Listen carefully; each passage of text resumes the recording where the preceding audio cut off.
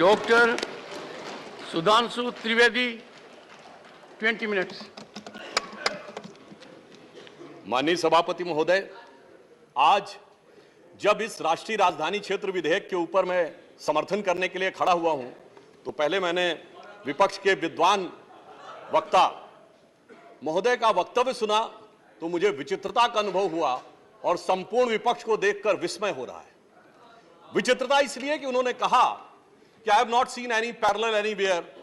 तो मैं भी कहना चाहता हूं, ये पहली बार ऐसा हो रहा है कि किसी देश की राष्ट्रीय राजधानी में उस देश की केंद्र सरकार की शक्तियां उससे अधिक शक्तियां किसी और की होनी चाहिए। मेरे विचार से दुनिया में ऐसा कोई दूसरा उदाहरण देखने को नहीं मिलेगा। So I support what Abhishek Manu Singhvi ji has said. I am unable to find parallel anywhere in the world. दूसरा विषय जो मैंने कहा कि विस्मय का अनुभव क्यों हो रहा है, अभी देखिए उन्होंने 2 बार सुपर सीएम प्रयोग किया कॉन्स्टिट्यूशनल पद पर बैठे हुए व्यक्ति के लिए। मगर महोदय, इस देश ने बगैर संवैधानिक पद पर बैठे हुए सुपर पीएम 10 साल तक देखा है। और मैं ये कह रहा हूं कि अभी मैंने कितना सुंदर सामंजस्य देखा कि उन्होंने कहा कि समय कम हो रहा है, तो आम आदमी पार्टी वालों ने कहा हम भी समय देने को तैयार हैं। सारे विपक्ष को देख के विस्मय होता है कि कांग्रेस पार्टी, जिसका कि 3 राज्यों में स्थिति यह रही कि गुजरात में वोट हाफ कर दिया। बिल्कुल बता रहे हैं, सुनिए तो, अरे सुनिए तो, बता रहे हैं। Sorry, honorable members. One second. Dr. Abhishek Singhvi was heard in rapt attention. This is the decorum of the house. No. Yes, I am coming to that, sir. Let me do not get into disruptive mode. Dr. तो मैं कहना चाहता हूं कि ये लोग किस तरीके से आए हैं साथ में। अरे साहब, बहुत सारे शेर बोले थे, ऑर्डिनेंस के पार्ट नहीं थे, हम भी बता रहे हैं आपको। I will have to name you. देखिए इनकी I will have to name you. कि you have got it as a habit. क्या शिद्दत दिख रही है एक दूसरे को सपोर्ट करने में। देखिए इनकी स्थिति ये गुजरात में। We want decorous debate here. Doctor said many things, maybe digestible, maybe indigestible. Dr. Sudhanshu Trivedi. मैं सिर्फ ये कहना चाहता हूं कि गुजरात में कांग्रेस का वोट हाफ कर दिया, पंजाब में इनका स्विच ऑफ कर दिया, दिल्ली में साफ कर दिया और आपने इनको माफ कर दिया। और उसके माफी के बाद भी मुझे लगता है, अभिषेक मनु सिंघवी जी ने कहा था तो मैं भी ये कहना चाहता हूं, आप साथ में आए हैं दिल्ली के इस बिल पे, दिल्ली की जनता के लिए आए हैं या किसी और कारण से आए हैं, ये दिल्ली की समझदार जनता समझती है। तो मैं भी एक पंक्ति कहना चाहूंगा कि शाम तक सुबह की नजरों से उतर जाते हैं, इतने समझौतों पे जीते हैं कि जमीर भी मर जाते हैं। अब यह एक संवैधानिक विषय है। संवैधानिक विषय है कि यह जिस प्रकार से संविधान में लागू होना चाहिए, परंतु उसके साथ राजनीतिक टीका टिप्पणी की जा रही है, तो एक सैद्धांतिक विषय भी आता है। तो मैं संवैधानिक और सैद्धांतिक दोनों विषयों का जवाब दूंगा। I will reply both the constitutional and conceptual aspect. देखिए, माननीय गृह मंत्री जी ने लोकसभा में बहुत स्पष्ट किया था कि दिल्ली पूर्ण राज्य नहीं है, यह एक विशेष श्रेणी का यूनियन टेरिटरी है, यानी विशेष श्रेणी का संघ शासित राज्य है। वैसे मुझे लगता है संघ शब्द आते ही बेचैनी ज्यादा हो सकती है दूसरी तरफ, और संघ शासित से बेचैनी और हो सकती है, इसलिए मैं यूनियन टेरिटरी वर्ड प्रयोग करूंगा। It is a special category of union territory. और वैसे भी आजकल अंग्रेजी के प्रति मोह बहुत ज्यादा है, क्योंकि अपने गठबंधनों का भी नाम अंग्रेजी में ही ज्यादा रखा जा रहा है। संविधान में जो भाग 8 में उल्लिखित, वैसे तो जब मैंने टीवी चर्चा के दौरान कई बार विपक्ष के लोगों से INDIA का हिंदी फुल फॉर्म पूछा, तो पहले दिन तो लोग गूगल देख के भी नहीं बता पाए। खैर, अब मैं कहना चाहता हूं कि संविधान के भाग 8 में उल्लिखित प्रावधानों के अनुसार, अरे सुनिए बात, देखिए संविधान के भाग 8 में उल्लिखित प्रावधानों के अनुसार अनुच्छेद 239 से 242 तक संविधान में इस विषय का पूर्ण वर्णन है। अनुच्छेद 239AA में इसका विशेष प्रावधान किया गया है। यदि उसके क्लॉज को 239AA3B को देखें तो संसद को दिल्ली संघ राज्य यूनियन टेरिटरी से संबंधित किसी भी विषय पर कानून बनाने का पूरा अधिकार है। इसमें किसी भी प्रकार का कोई संशय नहीं है।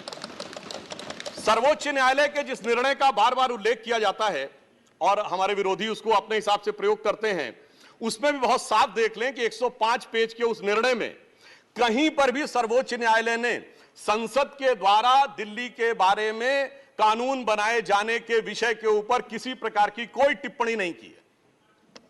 इसके बाद भी न्यायालय के आदेश में पैरा 161 और 162 को कई बार उल्लेख किया जाता है, परंतु यदि पूरे संदर्भ में देखें तो पैरा 86, 95 और पैरा 164 एफ को पढ़ें तो वहां पर संसद के द्वारा दिल्ली के संदर्भ में किसी भी विषय के ऊपर कानून बनाने की शक्तियों का विधिवत अनुमोदन है, कहीं पर निगेशन नहीं है। और स्पष्टता के साथ इसकी आवश्यकता क्यों थी?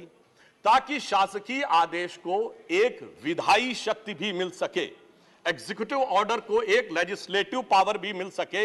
इसलिए उस अस्पष्टता को दूर करने के लिए to remove any an iota of suspicion यह आवश्यक था। इसलिए मैं इस बिल का समर्थन करता हूं। अब कई बार लोग कहते हैं साहब अध्यादेश की आवश्यकता क्यों थी? वैसे तो माननीय गृह मंत्री जी ने भी इस विषय को लोकसभा में बताया था। अभिषेक मनु सिंघवी जी ने कहा कि 19 तारीख को अध्यादेश क्यों आया।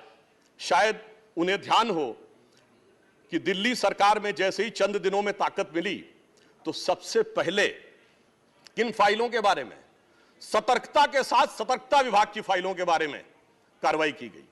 मीडिया में प्राप्त समाचारों के अनुसार सतर्कता सचिव ने यह रिपोर्ट किया कि रात 9 बजे मंत्री के द्वारा उनको कॉल किया गया, सुबह 3 बजे तक वह कार्रवाई चलती रही, 76 से अधिक फाइलें मंगाई गईं और उन्होंने उपराज्यपाल महोदय को यह आशंका भी व्यक्त की कि उसमें कई ऐसी फाइलें थीं जो कि गोपनीय थीं और उसके अनुसार उन फाइलों में किसी भी प्रकार की छेड़छाड़ भी संभव है।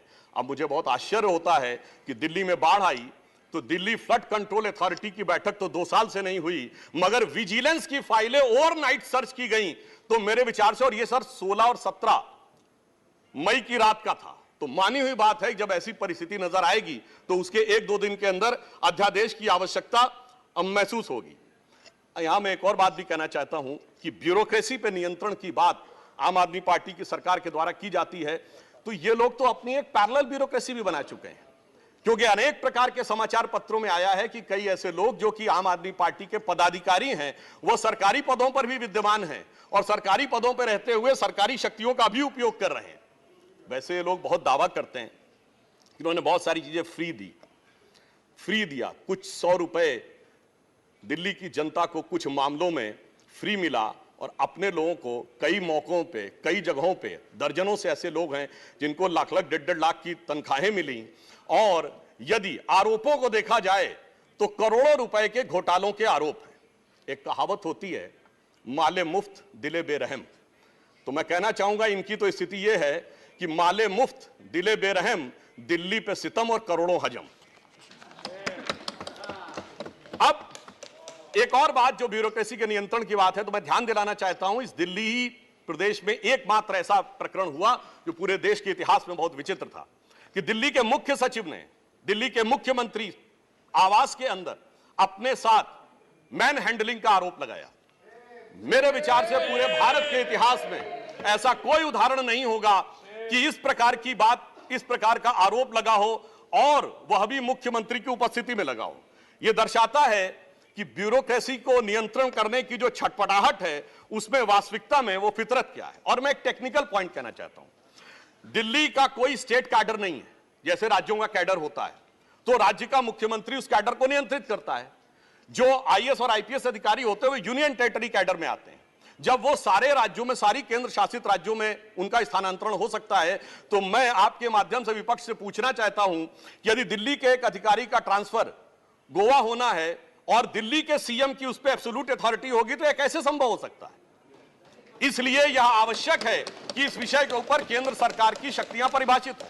अब एक दूसरी बात भी है, दिल्ली में स्टेट कैडर भी नहीं है, यानी जैसे स्टेट पब्लिक सर्विस कमीशन होता है और राज्य के कैडर होते हैं, तो यहां भी दानिक्स कैडर है। यानी दानिक्स कैडर में भी 3-4 यूनियन टेरिटरी आती हैं, दमन, दीव और अन्य। अब दानिश कैडर के एक अधिकारी की जरूरत यदि अंडमान में या दमन दीव में भी होगी और दिल्ली का मुख्यमंत्री यह तय करेगा, तो क्या यह संवैधानिक दृष्टि से उचित है? इसलिए मैं कहना चाहता हूं कि माननीय गृह मंत्री जी ने जो यह विषय रखा है वो पूरी तरीके से उचित है। अब दुरुपयोग की बात में मैं एक और बात कहना चाहता हूं, इनकी वास्तविक मंशा क्या थी। दिल्ली में एक जनरल फाइनेंशियल रूल 2019 है जो ये कहता है कि 10 करोड़ रुपए से अधिक का अगर किसी भी प्रकार का व्यय होगा तो वह मंत्री की शक्ति से बाहर होगा और वह एलजी के पास जाएगा। महोदय, इनके मुख्यमंत्री जी का जो मकान या वजीर आला का अजीमुशान महल बनाने के लिए जो बिल बने साहब, वो पूरे उसके एक साथ नहीं बने।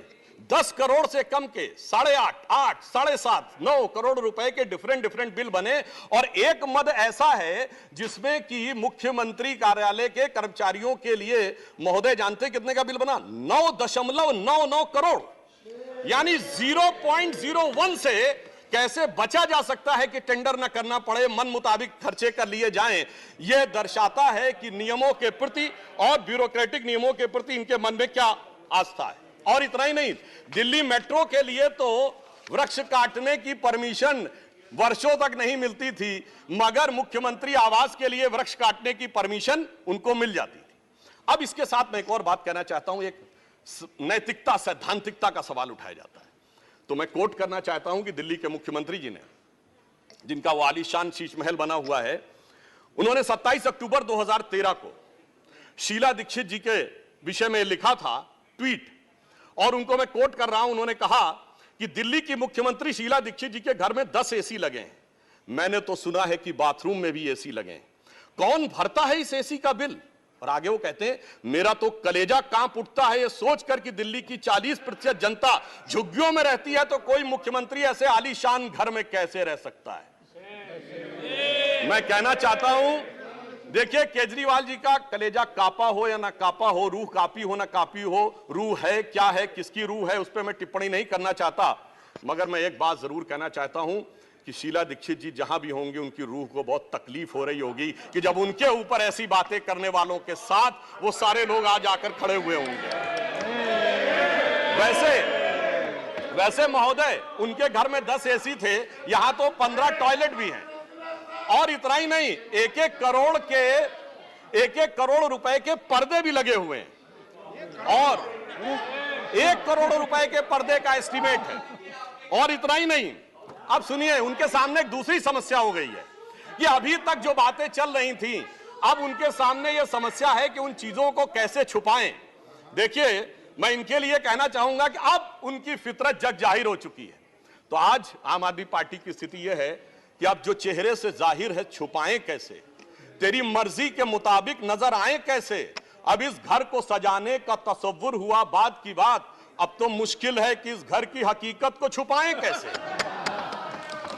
और यहां पर इसके बाद मैं कटाक्ष के बाद एक बात करुणा के साथ कहना चाहता हूं कि अन्ना हजारे के आंदोलन से निकली हुई वो पार्टी जो एक कमरे के मकान में रहते थे, और उससे निकली हुई पार्टी आज सैकड़ों करोड़ के आलीशान मकान में रहती हैं, तो मैं कहना चाहता हूं कि दिल्ली की जनता और जिन जिन लोगों ने उस आंदोलन का समर्थन किया उनके ऊपर भी एक आघात है। और साथ ही साथ ये एक बात का और भी संकेत देता है, फूड फॉर थॉट है देश के लोगों के लिए, कि एक्सपेरिमेंटल पॉलिटिक्स कई बार बड़े विचित्र परिणाम भी देती है। अब किसी नए नवेले प्रयोग को आजमाने का वक्त नहीं है, बल्कि आजमाए हुए मोदी जी के नेतृत्व को चमकाने का वक्त है।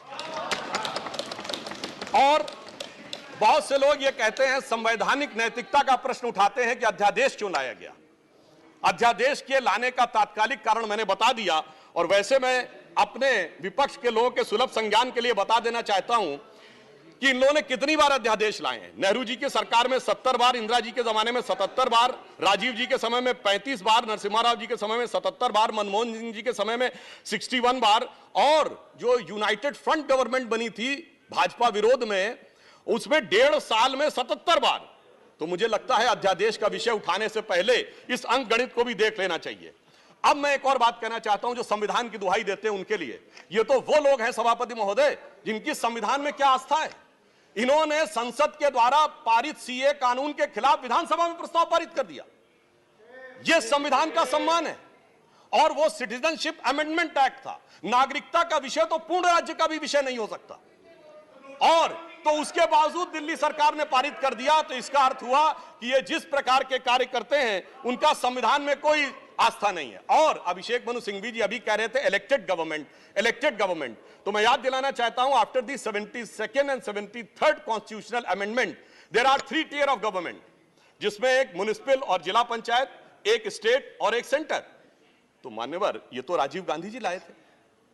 तो आपके मन में ना ऊपर वाली इलेक्टेड गवर्नमेंट के लिए सम्मान है ना नीचे वाली, क्योंकि चंद महीने पहले तक तो ये एमसीडी से भी लड़ते थे और दिल्ली से भी लड़ते थे। तो जब आप कॉन्स्टिट्यूशनल वैलिडिटी की बात करें तो मेरे विचार से तीनों गवर्नमेंट की बात होनी चाहिए, और केंद्र सरकार के संबंध में केंद्र से अधिक संवैधानिक शक्ति इलेक्टेड गवर्नमेंट में इस विषय के ऊपर किसी और की नहीं हो सकती। और मैं एक और बात वेदना के साथ कहना चाहूंगा, ये तो वो लोग हैं जिन्होंने गणतंत्र दिवस की परेड पर भी संवैधानिकता की बात करते हैं, जिस दिन संविधान लागू हुआ उसकी पूर्व संध्या पर प्रदर्शन किया था। महोदय, मैं बताना चाहता हूं कि जिस समय इमरजेंसी लगी थी तब भी हमने कभी 15 अगस्त और 26 जनवरी के दिन राजनीति करने का प्रयास नहीं किया। तो वो लोग जब संवैधानिकता की दुहाई देते हैं तो बहुत आश्चर्य लगता है। और जब बार बार यह स्पष्ट किया जा चुका है कि फुल स्टेट नहीं है महोदय, मगर ये फुल स्टेट से भी संतुष्ट होने वाले नहीं है, इन्हें तो सुपर स्टेट चाहिए। और फुल स्टेट से सुपर स्टेट की दौड़ में मुझे डर इस बात का है कि मेंटल स्टेट में भी ना पहुंच जाए कहीं, तो कोई आश्चर्य की बात नहीं हो सकती है। और यह बात इसलिए कह सकते हैं कि 49 दिनों की वो सरकार, जब कांग्रेस पार्टी ने इनकी पालकी ढोकर सत्ता की दहलीज पहली बार पार कराई थी, उसके द्वारा अगर आप पारित इनका लोकपाल विधेयक देख लें तो उसमें संसद और सुप्रीम कोर्ट और जाने क्या क्या सारी चीजों को एक में मिला लिया गया था। और मैं एक बात और कहना चाहता हूं, ये तो वो पार्टी देश का संविधान छोड़िए, अपनी पार्टी के संविधान में आस्था नहीं रखती। जब आम आदमी पार्टी बनी थी तो उसके संविधान में व्यवस्था थी कि उनका अध्यक्ष या संयोजक 3 वर्ष के लिए होगा और अधिकतम 2 बार होगा। मगर जो मीडिया में प्राप्त समाचारों के अनुसार 3 साल पहले उन्होंने वो संविधान में चेंज कर दिया, यानी अब जीवन पर्यंत या अपनी इच्छा के प्रसाद पर्यंत केजरीवाल जी इस विषय के ऊपर रह सकते हैं। तो मैंने इसलिए कहा ना, अपने संविधान के बारे में बात करिए। और मैं ये भी कहना चाहता हूं कि इन्होंने अपनी कार्यकारिणी में ऐसे भी प्रस्ताव पारित किए हैं संविधान के संदर्भ में कि साहब इनके यहां परिवार के भी कितने लोग काम कर सकते हैं, जो मेरे विचार से बड़ी बड़ी परिवार वाली पार्टियों ने भी कभी अपने पार्टी के प्रस्तावों में इन प्रस्तावों को नहीं पारित किया होगा। और मैं ये भी कहना चाहता हूं कि बहुत आश्चर्य लगता था कि जब ये इंडिया अगेंस्ट करप्शन के स्वरूप से आगे बढ़े थे, तब एक ही पंक्ति में बता देना चाहता हूं, क्योंकि जब आप इसकी बात करते तो क्या क्या नहीं था, कहां से बात शुरू हुई थी, हम राजनीति में नहीं आएंगे, फिर कसम खाते कांग्रेस का साथ नहीं लेंगे, फिर उसके बाद बंगला नहीं लेंगे, फिर शपथ खाते हैं गाड़ी नहीं लेंगे, फिर शपथ खाते हैं सुरक्षा नहीं लेंगे। और आज स्थिति यह है, मैं सिर्फ यह कहना चाहता हूं कि जितनी बातें ये कहते थे वो सारी चीजें आवश्यक है, मगर यह दर्शाता है, क्योंकि मैं किसी की सुरक्षा के प्रति खिलवाड़ करने की बात नहीं करता, पंजाब जैसा राज्य संवेदनशील है, वहां के मुख्यमंत्री के पास सुरक्षा होनी चाहिए। परंतु मैं सिर्फ यह कहना चाहता हूं कि यह इस बात में जो कहना चाहते हैं कि इन्होंने कितना बदलाव किया है मान्यवर, इसलिए कभी कभी इनके 10 वर्ष के अंदर चरित्र में इतना बदलाव, ये कहते सबसे जल्दी सत्ता में आए।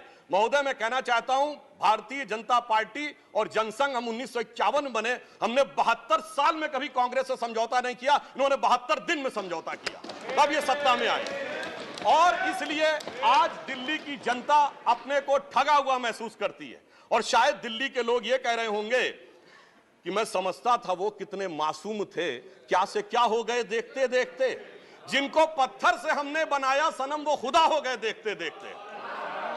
और मैं एक और बात भी कहना चाहता हूं संक्षेप में, मेरे विचार से इनको अध्यादेश पढ़ना चाहिए, संविधान पढ़ना चाहिए और दिल्ली का अधिनियम पढ़ना चाहिए, क्योंकि अपने को कहते हैं सबसे पढ़े लिखे मुख्यमंत्री। तो मैं ये भी बताना चाहता हूं कि ये सबसे पढ़े लिखे मुख्यमंत्री जो अपने को सबसे हाई क्वालिफिकेशन का नाज रखते हैं, 2-3 उदाहरण उनके ही बता देना चाहता हूं। जिस समय कोविड की वेव चरम के ऊपर थी, तब इन्होंने क्या कहा, इन्होंने कहा कोविड वैक्सीन का फार्मूला सारी कंपनियों को क्यों नहीं दे दिया जाता। मान्यवर, कोविड वैक्सीन तो छोड़िए, पैरासिटामोल जैसी जो दवा भी अमेरिका ने उस समय हमसे मंगाई थी। अब कोई पढ़ा लिखा व्यक्ति ये कह सकता है कि वो चूरन की तरह फार्मूला सबको दे दिया जाए? तो कभी कहते हैं कि यूट्यूब के ऊपर फिल्म क्यों नहीं लाद दी जाती है? अरे भाई वो सरकार का अधिकार का क्षेत्र नहीं है। और फिर इतना ही नहीं, सिंगापुर में इनको बुलाया, इनविटेशन आता मेयर्स कॉन्फ्रेंस का, तो मुख्यमंत्री होते हुए जाना चाहते हैं। तो मेरे विचार से कम इनको थोड़ा पढ़ना लिखना चाहिए। और एक पढ़ने लिखने पे एक तथ्य मैं जरूर बताना चाहूंगा।